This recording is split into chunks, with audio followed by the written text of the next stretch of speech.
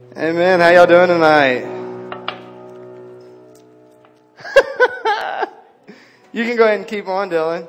That's cool. Not everybody's off the stage yet. Bookmark. I'd like to give a shout out to my wife and her tinny skinnies. Kaylee told me to say that. Callie and a Fighart told me to say that. So how we doing tonight, guys? Is everybody awake? Seems like a few lights come on. Can we do something? Can we turn the other lights on and turn these ugly ones off, please? I just stuck my hand in gum and picked this paper. Look at this. Look at that. Oh, there it goes. Thank you for that. Who did that? Caleb. Thank you, Caleb, for the lights. My buddy. If you have your Bibles tonight, I want you to open them up to Acts chapter 18. And if you'll give me like 2 seconds, I'll tell you what verse. But I'm reading out of the Message, and it doesn't give me verse numbers. So I'm going to go to a different translation of the Bible. And it is going to start. Okay, there we go. Somewhere around verse 9. So if you can get there, I'll get there in a second. Tonight, guys, we're going to be going over a topic that I guess I would call living the life. Living the life. You see, God has called us all to live a certain life.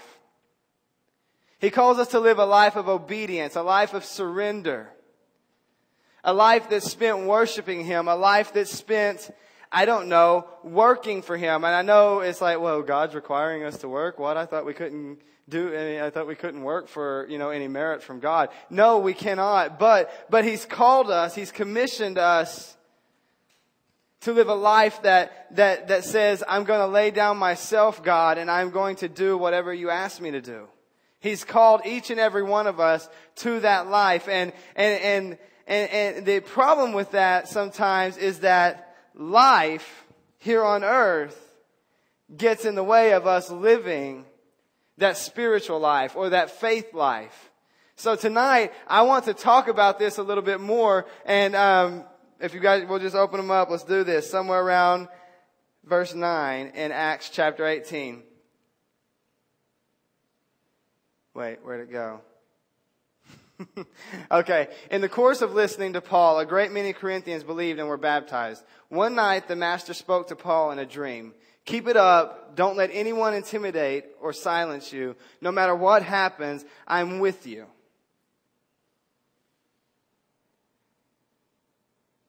Keep it up and don't let anyone intimidate or silence you. No matter what happens, I'm with you.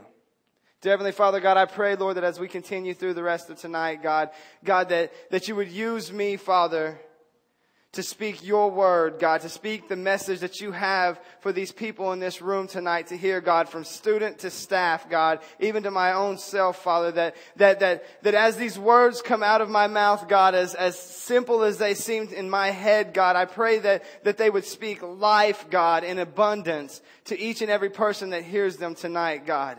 And I give you thanks for that in Jesus' name. Listen, guys. Listen, what we've got here is we've got Paul. Right? Everybody know who Paul is? Pretty good idea? General idea? I'm not seeing hands. All I hear is like 4 yeses. So what I'm going to assume is not everybody in this room knows who Paul is. Paul was a Jewish man who was converted to Christianity by Jesus Christ himself. I know, how awesome would that be? Jesus would be like, yo.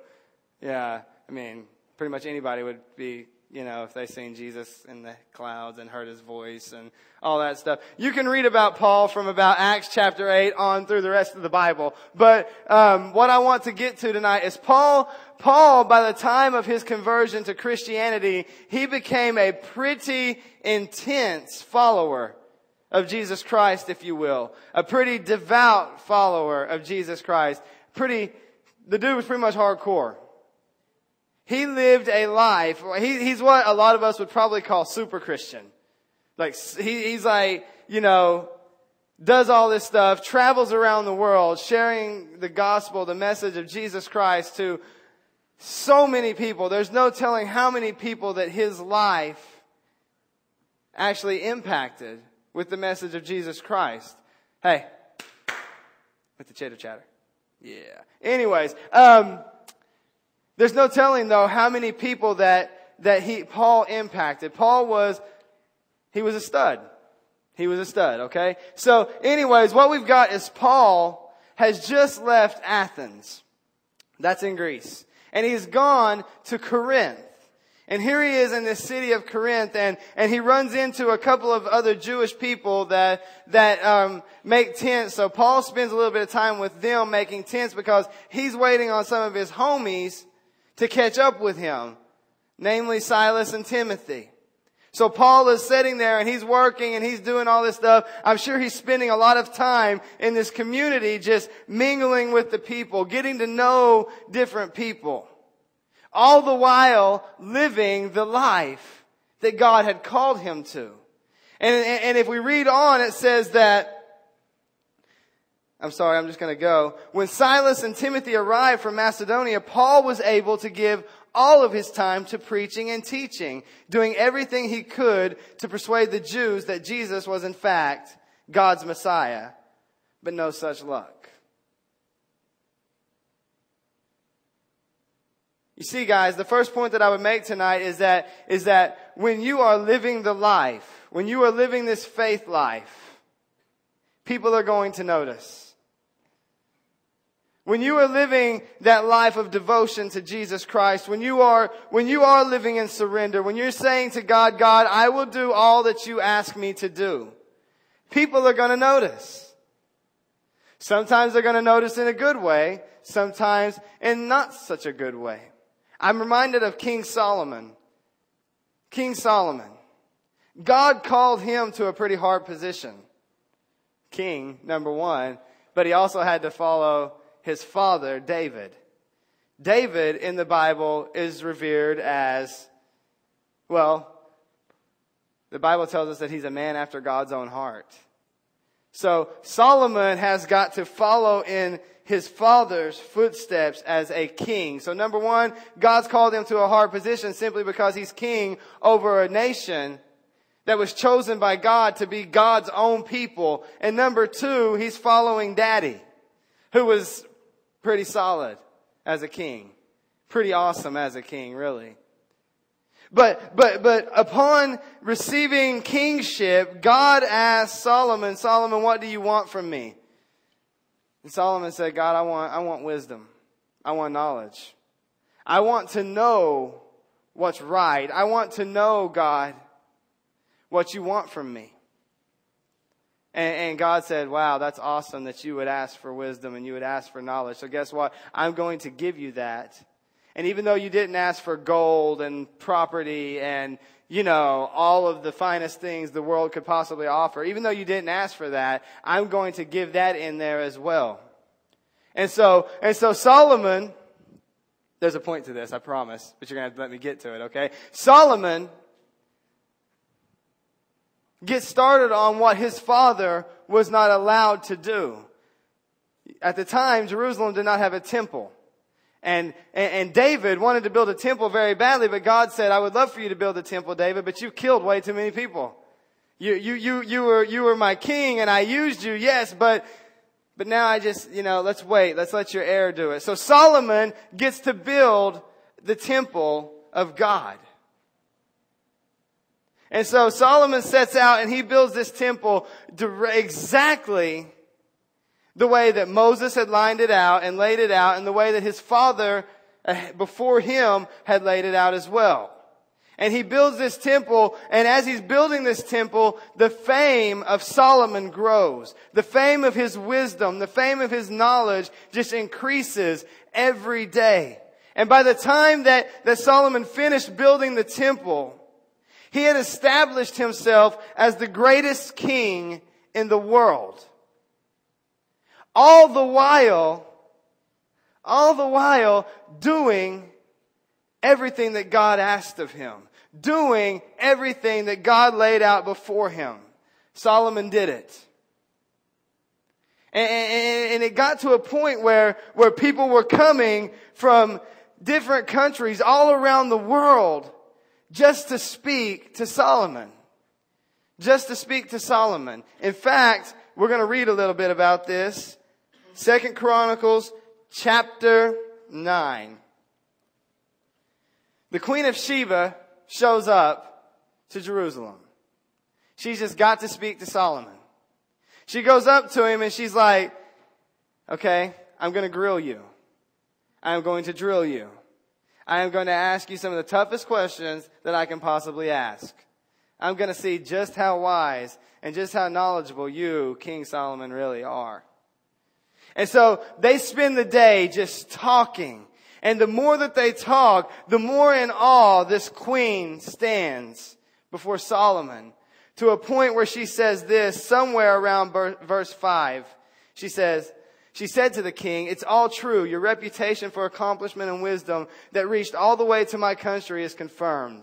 I wouldn't have believed it if I hadn't seen it for myself. They didn't exaggerate. Such wisdom and elegance, far more than I could ever have imagined. Lucky the men and women who work for you, getting to be around you every day and hear your wise words firsthand. And blessed be your God who has taken such a liking to you, making you king." You see, by Solomon living his life of faith in God, trust in God, complete obedience to God, his life was noticed. But in a good way, am I right? People took notice of what Solomon was doing and they just came flooding. Could you imagine if you would live your life the way that God designed it to be lived, or desires it to be lived? Could you imagine people coming to you and saying, "Man, Kyler, I just need to talk to you because I've heard so many awesome things about you. I've heard just how wise you are, just how knowledgeable you are, just how much you can help me get out of trouble. Just how much you can help me learn how to be a better friend. Just how much you can help me to do this or do that." Could you imagine that? That would be awesome, wouldn't it? It'd also be a little bit of a burden, though. Right? Right? I'll get back to that one here in a minute. But people also take notice in a negative way. And I want to go back to Paul here.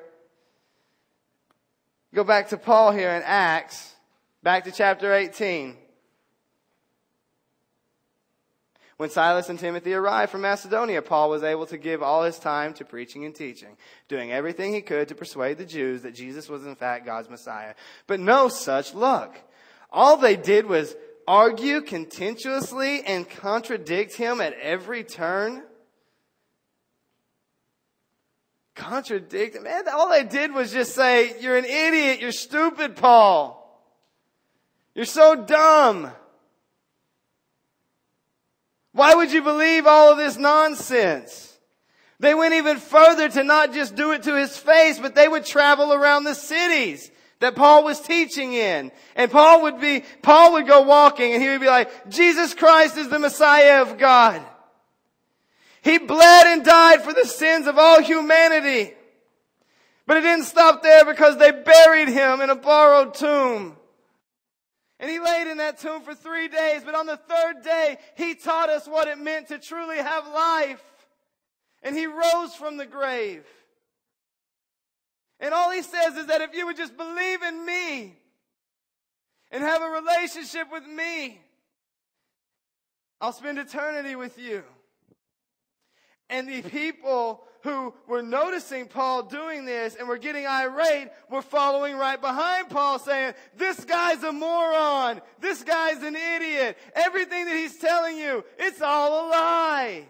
It has nothing to do with anything about our God, our Jehovah.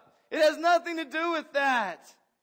In fact, let me get you so stirred up and get so angry at this Paul that you'll beat him, that you'll flog him, that you'll have him in prison, that you'll do all sorts of just crappy things to him."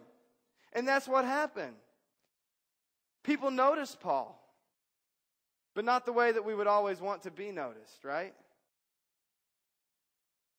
Am I right? So when you're living your faith life, when you're living the life, know that people are going to take notice of it.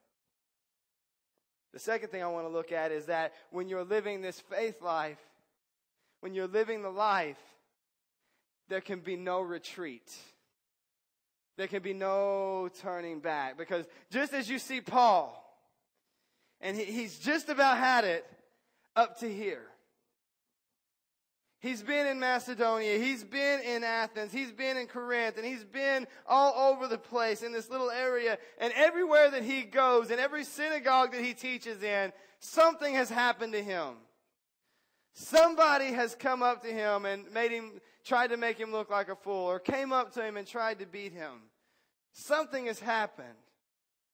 So what we see is Paul's trying to tell everybody, persuade all of the people there that Jesus was in fact God's Messiah, but no such luck. All they did was argue contemptuously and contradict him at every turn. Totally exasperated, Paul had finally had it with them and gave it up as a bad job. Have it your way then, he said. You've made your bed, now lie in it. From now on, I'm spending my time with the other nations. Paul was ready to just throw in the towel. Just give up. Get out of there. They're not listening to me. They're not listening to me. They're not paying attention to me. I'm just going to bounce. A little side note that I could have y'all look at in this little point of no retreat. There can be no retreat in living the life. A little side note is this. Even super Christians get mad. Even super Christians get frustrated. Even super Christians question God. Even super Christians just want to throw in the towel at times. So often when we look in the Bible and we read about these great men and women, we tend to read past stuff like that. Paul said, I'm done. I'm done. Look, you've made your bed, now lie in it. You don't want to listen to me? Whatevs. But the thing is, guys, while the problem that, how do I say this without hurting feelings or making people feel awful, i.e. hurting feelings. How do I do this? The problem, I will. The problem that I see with so many Christians, I will include myself in this, just Christians in general, but even more so in teenagers. That was a polite way to do it, right?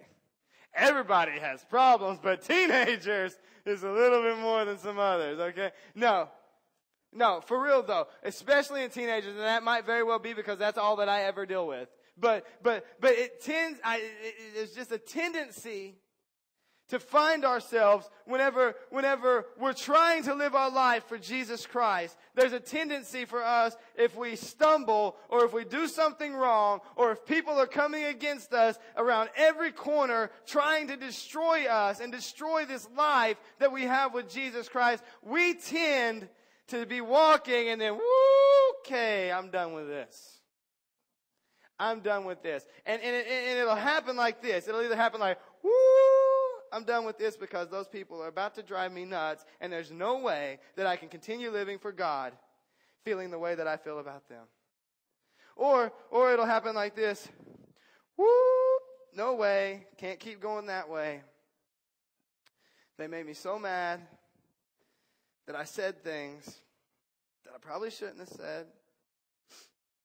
And now God probably will never love me again. And if I try to go back to them, they'll just think I'm a hypocrite. They'll call me bad names. They'll kick me out of the youth group. So I'm just done with it. I'm just done. I don't know. We give up so easy. You give up so easy. And I just about fell. Good thing I'm like a cat. Got such good balance. But you give up so easily. Christians give up so easily. When everything's coming against us. I mean, do we not know who we serve? Do we not know who our God really is? Paul's about to find out. Paul's ready to throw in the towel, give up, retreat. What does God tell him? It says he walked out and went to the home of Titus Justus, a God-fearing man who lived right next to the Jews' meeting place. But Paul's efforts with the Jews weren't a total loss. For Crispus, what a funny name. That's what I'm naming my next son, Crispus. Rachel, our child's name shall be Crispus. The meeting place president put his trust in the master. His entire family believed with him. In the course of listening to Paul, a great many Corinthians believed and were baptized. One night, the master spoke to Paul in a dream. And this is where we're back to tonight, guys. Paul's ready to dump it all. People have taken notice of him. Wasn't in such a great way. He's ready to retreat. He's ready to run the other way. He's giving up. Oh, but then God steps in. And Paul lays his pretty little head down and he has a little dream. And in the middle of the night, the master spoke to Paul in a dream and he said, keep it up and don't let anyone intimidate or silence you. No matter what happens, I am with you. No matter what happens, I am with you. Don't let anybody silence you. Don't let anybody intimidate you. Guys, Paul had people running at him with boulders. Do you get it? Not pebbles, but people were trying to literally stone him and kill him for sharing the gospel of Jesus Christ. And God's saying, keep it up, Paul. Don't be silent, Paul. Don't let them intimidate you with their giant boulders, Paul. Don't forget, Paul, I'm with you.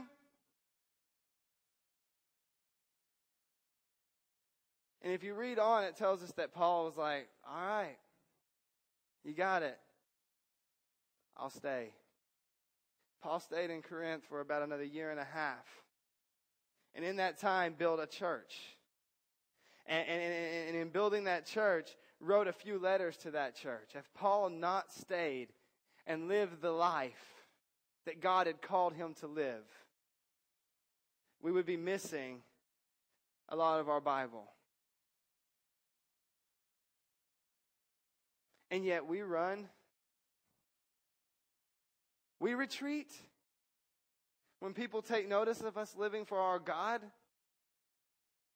We retreat, we run when people start to question us with their word boulders. Where are we? Because I've got to believe that God is speaking to all of us and He's saying, no, don't give up. Don't be silent. Don't let them intimidate you. You keep going. You keep living the life that I've called you to. And just remember, in case you ever want to forget, just remember that I am with you. You do not have to be afraid of anything. Guys, Paul's no super Christian. He's no super Christian. He's you. He's me. The only difference is he said, I'm going to live the life. Are you? Bow your heads.